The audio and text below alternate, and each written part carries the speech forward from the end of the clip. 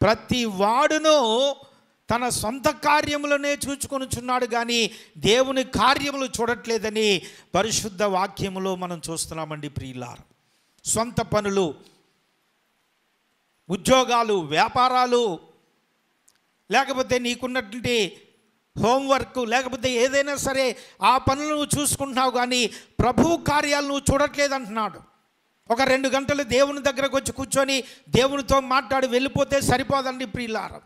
సమయమును మనము వృధా చేసుకోకుండా, ప్రభువు రాకడ సమయం అతి సమీపంగా ఉన్నది కనుక, ప్రభువు అతి త్వరలో వచ్చుచున్నాడు కనుక ఆయనకు మనము జవాబుదారీతనముగా ఉండాలి కనుక మనం ఏం చేయాలంటే మన పనులు మనం చేసుకోవద్దని కాదు, లేకపోతే మనము మన యొక్క ఉద్యోగాలు చేసుకోవద్దని కాదు, డ్యూటీలు చేసుకోవద్దని కాదు.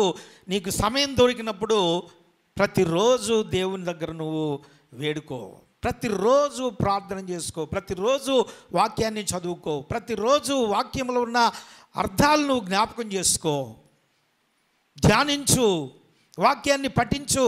తెలియని విషయాలు ప్రభు దగ్గర అడుగు, ప్రభు నీకు తెలియని సంగతులు తెలియజేస్తాడు. దేవునికి స్తోత్రం కలుగును గాక.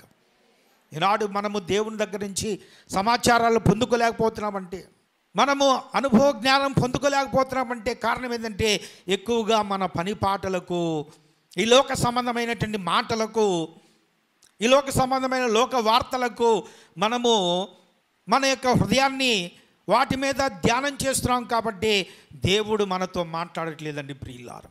దేవుడు నీతో మాట్లాడాలి అంటే ఎల్లప్పుడూ దేవుని సన్నిధిలో ఉండాలి. సమయం దొరికింది, పగలు నువ్వు పని చేసుకున్నావు, కొంచెం రెస్ట్ తీసుకో.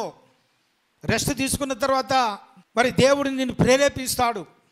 లేచి ప్రార్థన చేయనప్పుడు వెంటనే లేచి మోకాళ్ళుని ప్రార్థన చేయండి. మోకాళ్ళు వంగకపోతే అంటే మోకాళ్ళు నొప్పులుగా ఉంటే కూర్చొని ప్రార్థన చేయండి, సాగిలపడి ప్రార్థన చేయండి. నీవు లేవలేని స్థితిలో ఉంటే నీ యొక్క పడక మీదే ఉండి ప్రార్థన చేయండి.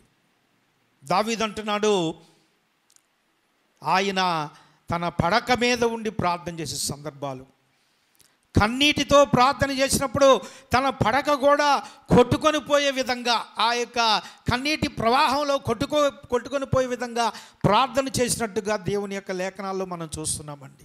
సమయం అనక అసమయం అనక నువ్వు ప్రార్థన చేయాలి. దావీదు రోజుకి 7 సార్లు దేవుని స్తుతించినట్లుగా నువ్వు దేవుని స్తుతించాలి. దానియేలు 21 రోజు ఉపవాసం ఉండి ప్రార్థన చేసిన రీతిగా నువ్వు ప్రార్థనలో ఉండాలి.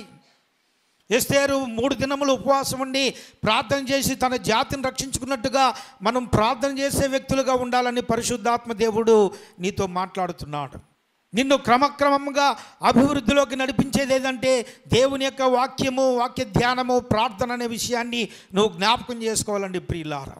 దైవజనుడైన మోషే క్రమక్రమంగా అభివృద్ధి పొందాడంటే తన చుట్టూ శత్రువులు గట్టుకట్టినప్పటికీ, తన్ను ఒంటరిగా చేసి శత్రువులందరూ ఏకమైనప్పటికీ మరి మోషే క్రమక్రమముగా అభివృద్ధి పొందాడు. ఆ విధంగా నీవు క్రమక్రమంగా అభివృద్ధి పొందాలి అంటే నువ్వు దేవుని స్తుతించాలి. నీ జీవితంలో నీకు ఎంతోమంది శత్రువులుగా ఉన్నటువంటి వారు ఉండవచ్చు, నిన్ను ద్వేషించేవారు ఉండొచ్చు, నిన్ను ఇబ్బంది పరిచేవారు ఉండొచ్చు, నిన్ను ఎగతాళి చేసేవారు ఉండొచ్చు. అయినప్పటికీ నువ్వు దేవుని దగ్గరకు వచ్చి ప్రార్థించే వ్యక్తిగా ఉంటే, నీవు దేవుని దగ్గరకు వచ్చి వాక్యాన్ని ధ్యానించే వ్యక్తిగా ఉంటే, దేవుని యొక్క వాక్యాన్ని నేర్చుకునే వ్యక్తిగా ఉంటే దేవుడు నిన్ను క్రమక్రమంగా అభివృద్ధి పరుస్తాడండి. Praise the lord. ఈ లోకంలో మనుషులు మనల్ని అభివృద్ధిలోకి నడిపించలేరండి ప్రియులారా. ఈ లోకంలో ఉన్నటువంటి స్నేహితులు, నీ దగ్గర ధనం ఉంటే వారు నీతో ఉంటారు, ధనము అనేది నీవు కోల్పోతే నిన్ను విడిచిపెడతారు, బంధువర్గం నిన్ను విడిచిపెడుతుంది, స్నేహితులు నిన్ను విడిచిపెడతారు. నువ్వు ఆరోగ్యవంతంగా ధనవంతుడిగా ఉంటే నీ దగ్గరకు వస్తారు, నీవు దరిద్రుడిగా ఉండి చనిపోయిన స్థితిలో ఉంటే కనీసం నీ దగ్గరకు వచ్చి చూసేవాళ్ళు కూడా ఉండరండి ప్రియులారా. అటు పడేస్తారు, ఆ శవాన్ని మట్టిలో పడేస్తారు. కాబట్టి ఈరోజు దేవుడు నీతో మాట్లాడుతున్నాడు. ఏ విధంగా మనం ఉండాలో ప్రభు జ్ఞాపకం చేస్తున్నాడు. ప్రైజ్ ది లార్డ్ చెప్పండి అందరూ ఒకసారి. ఏ విధంగా ఉన్నామండి ప్రియులారా?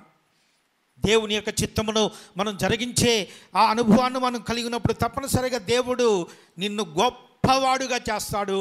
చప్పట్లు కొట్టి ఒకసారి ప్రభుని గణపర్దామండి ప్రియులారా. నిన్ను గొప్ప వ్యక్తిగా చేయడానికి సిద్ధంగా ఉన్నాడు. నీవు పైవాడిగా ఉంటావు కానీ కిందివాడుగా ఉండవు. నీవు తలగా ఉంటావు కానీ తోకగా ఉండవు. బలహీనతలు ఉండొచ్చు, అయితే నీ బలహీనతలు నీ అనారోగ్యాలు నీకుండొచ్చు, కానీ దేవుడు నిన్ను హెచ్చిస్తాడు. అయితే మనము ఓపిక కలిగి ఉండాలి. దేవుడు తగిన సమయమందు నిన్ను హెచ్చించినట్లుగా ఆయన బలమైన చేతుల కింద, ఆయన రెక్కల కింద నువ్వు సురక్షితంగా ఉండాలి.